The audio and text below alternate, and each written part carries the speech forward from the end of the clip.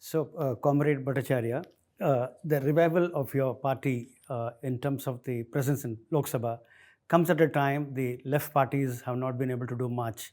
The disaster for the left continues in Bengal. Your comrades are in power in Kerala, but not able to do much. So, what exactly ails the left front, and how different is your approach compared to your other left parties? It's a very obvious question which I'm always asked, and it's very difficult to answer it really. See, I think the left story differs from state to state. Okay, so for example, in Bengal, the left front was in power for 34 years. And when the left front was in power, we have never been part of the left front. We maintained our independent existence as an independent left party, supporting the government on certain issues and opposing it, disagreeing with it whenever needed. So the Bengal thing is, I think it started and with Singur and Nandigram. That's when things started going downhill. And somehow they have not managed to recover. It's probably the kind of success that they had and for so long, which has made recovery very difficult for them in Bengal.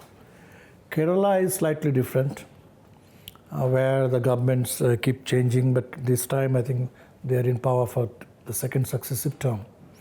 So I'm still hoping that Kerala doesn't go the Bengal way. And Tripura again, almost like Bengal, where the BJP has taken over and the left is finding it very difficult to revive. But our difference is primarily because since they came to power, so much of their politics has been kind of power-oriented.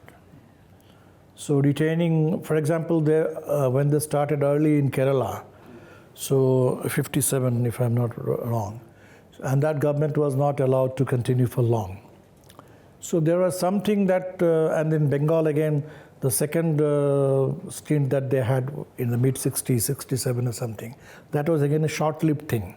So for, I think, the CPIM, stability of the government became an important thing. And the situation in Bengal also permitted them a very long run. So I think that's how the struggles to become secondary to the stability of the government. For example, if you look at Singur and Nandigram, it was fairly obvious to anybody looking at the society that the farmers are not at all happy with this whole idea of land acquisition just for some big ticket investment. So any party which would have been his ears and eyes open to, I think would have taken a second thought, would have revised that. But somehow they stuck to it and they thought the people were wrong and they were right. In our case, we have never really had any stint with power anywhere. So it's more people-oriented, it's more struggle-oriented, and basically we think that we are here to exert whatever pressure we can, because at the end of the day, even if there is a good policy, there is any constitution, like I told you about the voting right, it's a constitutionally granted fundamental right which never actually existed.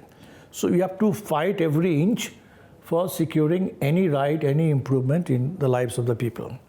So our approach has all through been very, very struggle-oriented. So that is, in short, I think, the main difference between our parties. But we try and work together as much as possible. And right now, at this juncture, which is completely unprecedented, so for example, this India coalition, it is something which probably we could never think of it in 4 years ago.